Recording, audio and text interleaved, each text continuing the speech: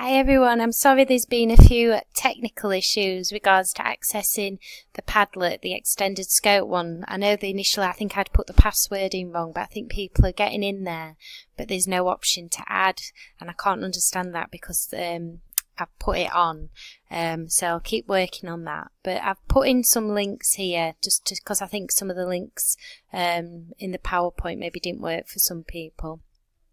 So I'll put a link to the self-assessment tool on Padlet. So if you click into that, it's the first one that you come to. So if you press copy, and then it says this asset will be copied to your asset store. You will see it in your assets once copied. So if you click OK, and then if you go back into your Pebble Plus, and if you go into your assets, the one that you've just copied will be your top one. So if you click that,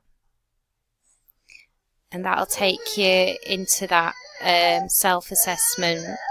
So then you can just start putting your numbers in there. So you can put it on a scale of 0 to 5. So you might want to put 3 for that one,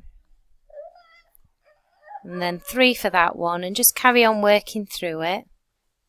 And then once you've finished it, if you press save,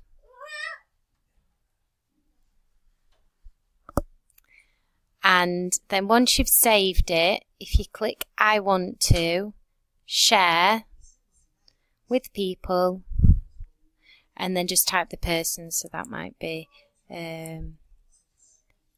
say for instance that might be Colette or Maureen or whoever your academic advisor is, and you click that person and you'd click there, allow them to leave comments, so click that, and then just put hi Maureen, Michelle's asked us to do this self-assessment as part of our year meeting, and then share asset.